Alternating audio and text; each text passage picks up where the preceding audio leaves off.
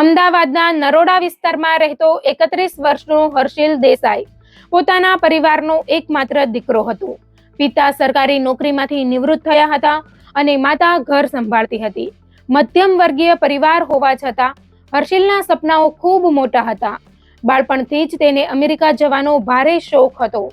Social media પર દેખાતી અમેરિકાની લાઇફસ્ટાઇલ, મોટી કારો, ડોલરની કમાણી અને સેટલ થયેલા ગુજરાતીઓની વાર્તા સાંભળીને હર્ષિલના મનમાં એક જ વિચાર હતો કે એક દિવસ પોતે પણ અમેરિકા જઈને જીવન બદલી નાખશે. વર્ષ 2022માં તેના લગ્ન થયા હતા. તેની પત્નીનું નામ હતું કાવ્યા. કાવ્યા ખૂબ સ્માર્ટ, મોડર્ન અને બોલવામાં તેજ હતી. લગ્નના થોડા મહિનાઓ પછી જ બંનેએ અમેરિકા જવાનો પ્લાન બનાવ્યો. કાવ્યાને ટેક્સાસની એક યુનિવર્સિટીમાં એડમિશન મળી ગયું અને સ્ટુડન્ટ વિઝા પણ આવી ગયા. હર્ષિલ ડિપેન્ડન્ટ વિઝા પર તેની સાથે જવાનો હતો, પરંતુ અમેરિકાની આ સફર સરળ નહોતી.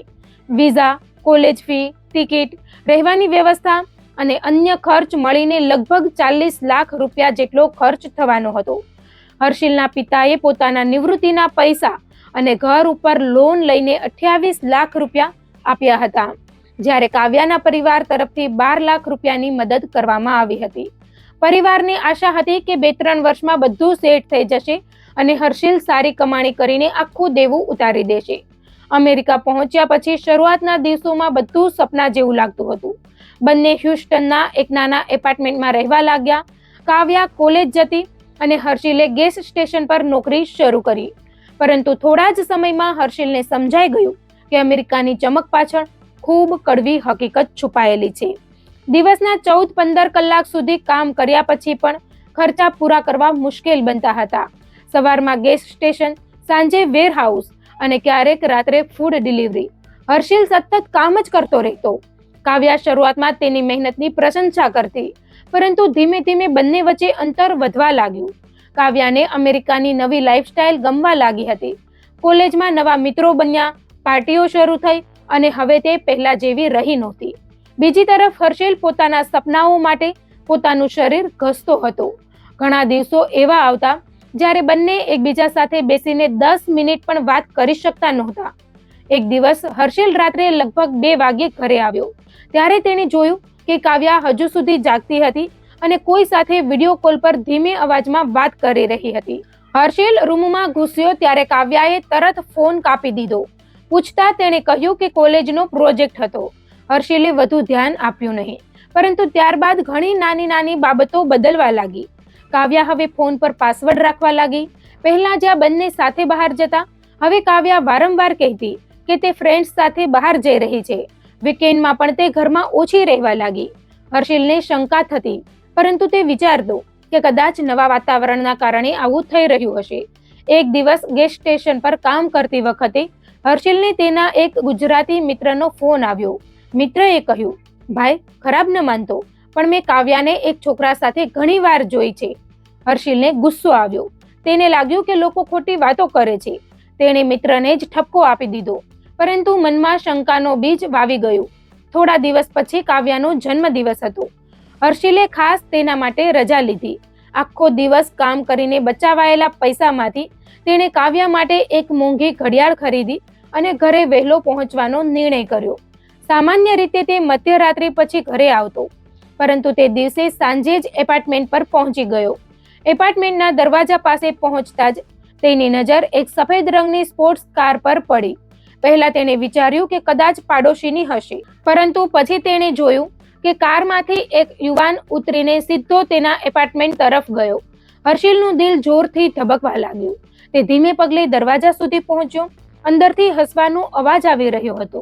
દરવાજો અંદરથી લોક હતો. હર્ષિલ પાસે ડુપ્લિકેટ ચાવી હતી. તેણે ધીમેથી દરવાજો ખોલ્યો. અંદર જે દ્રશ્ય તેણે જોયું તેનાથી તેની આખી દુનિયા અંધારી થઈ ગઈ. સોફા પર કાવ્યા એક અજાણ્યા યુવકની બાહોમાં બેઠી હતી. ટેબલ પર વાઇનની બોટલ, ધીમું મ્યુઝિક અને બંનેની નજીકતા બધું કહી રહી હતી. એક પળ માટે પણ હર્ષિલને વિશ્વાસ જ આવ્યો નહીં કે જેના માટે તેણે પરિવારનું બધું દાવ પર લગાવ્યું તે જ આજે તેને દગો આપી રહી હતી. ગુસ્સામાં તેણે પેલા યુવકને ખેંચીને નીચે ફેંકી દીધો. ઘરમાં ભારે ઝઘડો શરૂ થઈ ગયો. કાવ્યા ચીસો પાડવા લાગી. પેલો યુવક પણ ગુસ્સે ભરાઈ ગયો. બંને વચ્ચે હાથાપાઈ થઈ. થોડા સમય પછી કાવ્યાએ જોરથી કહ્યું, સ્ટોપ ઇટ હર્ષિલ, આ માણસ આર્યન છે અને હું તેને પ્રેમ કરું છું. આ શબ્દો સાંભળીને હર્ષિલના પગ નીચેથી જમીન સરકી ગઈ. તેને લાગ્યું કે કોઈએ જીવતા માણસનું દિલ કાપી નાખ્યું હોય. કાવ્યાએ આગળ કહ્યું કે છેલ્લા ઘણા મહિનાથી તે આર્યન સાથે સંબંધમાં હતી. આર્યન અમેરિકામાં જન્મેલો ભારતીય હતો અને કાવ્યાને તેની સાથે નવી લાઈફ જોઈતી હતી. હર્ષિલ માટે આ સૌથી મોટો આઘાત હતો. જે સ્ત્રી માટે તે દિવસ રાત મહેનત કરતો હતો તે જ હવે બીજા માણસ સાથે ભવિષ્યના સપના જોઈ રહી હતી. તે રાત્રે ભારે હંગામો થયો. પાડોશીઓ બહાર આવી ગયા. આખરે આર્યન ત્યાંથી નીકળી ગયો. હર્ષિલ આખી રાત સોફા પર બેસીને રડતો રહ્યો. સવારે કાવ્યાએ જાણે કશું જ ન થયું હોય તેમ કહ્યું, આ સંબંધ હવે ચાલવાનો નથી. હર્ષિલે તેને સમજાવવાનો પ્રયત્ન કર્યો. કહ્યું કે બંને ફરીથી શરૂઆત કરી શકે છે. પરિવાર, સમાજ અને ભવિષ્ય વિશે વિચારવા કહ્યું. પરંતુ કાવ્યાના મનમાં હવે અમેરિકા, પાર્ટીઓ અને આર્યન સિવાય કંઈ નહોતું. ત્યારબાદ ઘરમાં રોજ ઝઘડા થવા લાગ્યા. હર્ષિલ વધુ તૂટી રહ્યો હતો. કામ પર ધ્યાન રહેતું નહોતું. એક દિવસ તેણે કાવ્યાનો ફોન ચેક કર્યો અને તેમાં જે વાંચ્યું તેનાથી તે અંદરથી ખાલી થઈ ગયો. કાવ્યા અને આર્યન વચ્ચેના મેસેજમાં બંને સાથે રહેવાની, લગ્ન કરવાની અને હર્ષિલથી છુટકારો મેળવવાની વાતો ચાલી રહી હતી. ત્યાં સુધી કે કાવ્યાએ પોતાના મિત્રોને હર્ષિલ વિશે મજાકમાં લખ્યું હતું કે આ માણસ માત્ર પૈસા કમાવા માટે જ કામ આવે છે.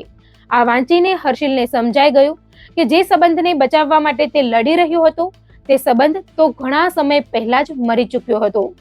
તે રાત્રે ફોનમાં વાંચેલા મેસેજ પછી હર્ષિલ સંપૂર્ણપણે અંદરથી તૂટી ગયો હતો. આંખોમાં ઊંઘ નહોતી, મનમાં શાંતિ નહોતી અને દિલમાં માત્ર એક જ પ્રશ્ન ગુંજી રહ્યો હતો, જે સ્ત્રી માટે મેં બધું છોડી દીધું તેણે મારી સાથે આવું કેમ કર્યું? બીજા દિવસે સવારે પણ કાવ્યા જાણે કશું જ ન થયું હોય એવી શાંતિથી તૈયાર થઈને કોલેજ જવા નીકળી ગઈ. હર્ષિલ તેની સામે ઊભો રહ્યો, પરંતુ હવે તેના શબ્દોમાં ગુસ્સો નહોતો, માત્ર નિરાશા હતી. તેણે છેલ્લી વાર કાવ્યાને પૂછ્યું, શું ખરેખર તારે આ સંબંધ પૂરો કરવો છે? કાવ્યાએ એક સેકન્ડ પણ વિચાર કર્યા વગર જવાબ આપ્યો, હા, કારણ કે હું હવે તારી સાથે ખુશ નથી. આ શબ્દોએ હર્ષિલના દિલમાં છેલ્લો ઘા મારી દીધો. તે દિવસે પહેલી વાર તેને સમજાયું કે અમેરિકા આવીને તેણે માત્ર પૈસા જ નહીં, પોતાનું આખું જીવન ગુમાવી દીધું છે. થોડા દિવસ પછી કાવ્યા એપાર્ટમેન્ટ છોડીને ચાલી ગઈ. તેણે માત્ર પોતાના કપડાં અને કેટલીક વસ્તુઓ લીધી અને બહાર નીકળી ગઈ. જતા પહેલા તેણે એક જ વાત કહી, મને શોધવાનો પ્રયાસ કરતો નહીં. હર્ષિલ આખા એપાર્ટમેન્ટમાં એકલો રહી ગયો. જે ઘર ક્યારેક સપનાઓથી ભરેલું હતું ત્યાં હવે સન્નાટો હતો. દિવાલો પણ જાણે તેની મજાક ઉડાવતી હોય એવું લાગતું હતું. શરૂઆતના કેટલાક દિવસ તેણે કામ પર જવાનું પણ બંધ કરી દીધું. રૂમમાં એકલો બેસીને તે સતત જૂના ફોટા જોતો રહેતો. લગ્નના ફોટા, એરપોર્ટ પર લીધેલી સેલ્ફી, અમેરિકામાં પહેલીવાર સાથે ફરવા ગયેલી યાદો, બધું હવે ઝેર જેવું લાગતું હતું. પરંતુ અમેરિકામાં ભાવનાઓથી વધારે મહત્વ બિલ્સનું હોય છે. ભાડું, કારની EMI, લોન અને રોજિંદા ખર્ચા માટે પૈસા જોઈએ જ. તેથી હર્ષિલ ફરી કામ પર જવા મજબૂર બન્યો. પરંતુ હવે તેનું જીવન સંપૂર્ણ બદલાઈ ગયું હતું. તે પહેલા ભવિષ્ય માટે કામ કરતો હતો, હવે માત્ર જીવતા રહેવા માટે કામ કરતો હતો. એક દિવસ ગેસ સ્ટેશન પર કામ કરતી વખતે તેને ભારતમાંથી પિતાનો ફોન આવ્યો. પિતાએ પૂછ્યું, બેટા, બધું બરાબર છે ને? તારો અવાજ થોડો ઉદાસ લાગે છે. હર્ષિલ ઘણો સમય ચૂપ રહ્યો. પછી અચાનક તેની આંખોમાંથી આંસુ વહેવા લાગ્યા. તેણે પહેલી વાર પોતાના પિતાને સમગ્ર હકીકત કહી. ફોનની બીજી બાજુ પણ લાંબો સન્નાટો છવાઈ ગયો. વૃદ્ધ પિતા પાસે પોતાના દીકરાને સાંત્વના આપવા માટે શબ્દો નહોતા. માત્ર એટલું જ બોલ્યા, ઘરે પાછો આવી જા બેટા, પૈસા ફરી કમાઈ લઈશું. પરંતુ હર્ષિલ જાણતો હતો કે પાછા ફરવું એટલું સરળ નહોતું. ભારતમાં ઘર પર પહેલેથી જ લોન હતી. સમાજના લોકો રોજ પ્રશ્નો પૂછશે અને સૌથી મોટું, તે હાર માનીને પાછો જવા તૈયાર નહોતો. થોડા અઠવાડિયા પછી એક દિવસ હર્ષિલને તેના ગુજરાતી મિત્ર તરફથી ખબર પડી કે કાવ્યા હવે આર્યન સાથે રહેવા લાગી છે. શરૂઆતમાં તેને વિશ્વાસ ન આવ્યો, પરંતુ પછી મિત્રએ એને એ એપાર્ટમેન્ટનું સરનામું મોકલ્યું. આખી રાત હર્ષિલના મનમાં વાવાઝોડું ચાલતું રહ્યું. આખરે બીજા દિવસે તે પોતાની કાર લઈને તે સરનામે પહોંચી ગયો. એપાર્ટમેન્ટની બહાર આર્યનની એ જ સફેદ સ્પોર્ટ્સ કાર ઊભી હતી. હર્ષિલ થોડો સમય કારમાં જ બેઠો રહ્યો. પછી ગુસ્સામાં સીધો ઉપર ગયો અને દરવાજા પર જોરથી ઠોકર મારવા લાગ્યો. અંદરથી કોઈ જવાબ ન મળ્યો. ગુસ્સામાં તેણે ફરી જોરથી દરવાજો ખખડાવ્યો. થોડા સમય પછી દરવાજો ખુલ્યો. સામે આર્યન ઊભો હતો. તેની પાછળ કાવ્યા દેખાઈ રહી હતી. બંને જાણે પહેલેથી જ તૈયાર હતા. આર્યને ગુસ્સામાં કહ્યું, તારે અહીં આવવાની હિંમત કેવી રીતે થઈ? હર્ષિલ પોતાનો ગુસ્સો કાબુમાં રાખી શક્યો નહીં. બંને વચ્ચે ભારે બોલાચાલી શરૂ થઈ ગઈ. કાવ્યા સતત ચીસો પાડતી હતી કે લીવ અસ અલોન. થોડા જ મિનિટોમાં વાત એટલી વધી ગઈ કે પડોશીઓએ પોલીસ બોલાવી લીધી. અમેરિકાની પોલીસ થોડા જ સમયમાં ત્યાં પહોંચી ગઈ. પોલીસે બંનેને અલગ કર્યા અને પૂછપરછ શરૂ કરી. પરંતુ અહીં ફરી એકવાર હર્ષિલ માટે સૌથી મોટો ઝટકો રાહ જોઈ રહ્યો હતો. કાવ્યાએ પોલીસ સામે નિવેદન આપ્યું કે હર્ષિલ ઘણા સમયથી તેને હેરાન કરે છે, તેનો પીછો કરે છે અને આજે જબરદસ્તી ઘરમાં ઘૂસવાનો પ્રયાસ કર્યો હતો. હર્ષિલ આશ્ચર્યમાં પડી ગયો. જેને બચાવવા માટે તેને પોતાનું બધું બલિદાન આપ્યું, તે જ આજે તેને ગુનેગાર બનાવી રહી હતી. પોલીસે હર્ષિલને કડક ચેતવણી આપી. કહ્યું કે જો હવે પછી તેને કાવ્યાનો સંપર્ક કરવાનો પ્રયાસ કર્યો તો તેના વિરુદ્ધ કાયદેસરની કાર્યવાહી થશે. તે દિવસ પછી હર્ષિલ સંપૂર્ણપણે એકલો પડી ગયો. હવે તેની પાસે ન પત્ની હતી, ન ઘર જેવું લાગતું ઘર અને ન ભવિષ્ય માટે કોઈ આશા. થોડા સમય પછી તેને ખબર પડી કે કાવ્યાએ ડિવોર્સ ફાઇલ કરવાની તૈયારી શરૂ કરી દીધી છે. આ સમાચાર સાંભળીને હર્ષિલને સૌથી વધારે દુઃખ એ વાતનું થયું કે કાવ્યાને એક ક્ષણ માટે પણ પોતાના લગ્ન, પરિવાર કે સંબંધોની કિંમત નહોતી. બીજી તરફ હર્ષિલના જીવનની મુશ્કેલીઓ વધતી જ રહી હતી. તેને ડિપેન્ડન્ટ વિઝાની સમય મર્યાદા પૂરી થવાની હતી. જો તેને અમેરિકા રહેવું હોય તો નવો સ્ટેટસ મેળવવું જરૂરી હતું, પરંતુ તેના માટે લાખો રૂપિયાની જરૂર હતી. તેની બચતમાં હવે બહુ ઓછા પૈસા બચ્યા હતા. દિવસ દરમિયાન 3 નોકરીઓ કરતો હોવા છતાં તે માત્ર ખર્ચા પૂરા કરી શકતો હતો. માનસિક તણાવના કારણે તેની તબિયત પણ ખરાબ થવા લાગી. ઊંઘની ગોળીઓ વગર ઊંઘ આવતી નહોતી. એક સમય એવો આવ્યો કે તેણે આત્મહત્યાનો વિચાર પણ કર્યો, પરંતુ પછી તેને પોતાના વૃદ્ધ માતા પિતાનો ચહેરો યાદ આવ્યો. તેણે વિચાર્યું કે જો તે પણ હારી જશે તો તેમના પરિવારનું શું થશે?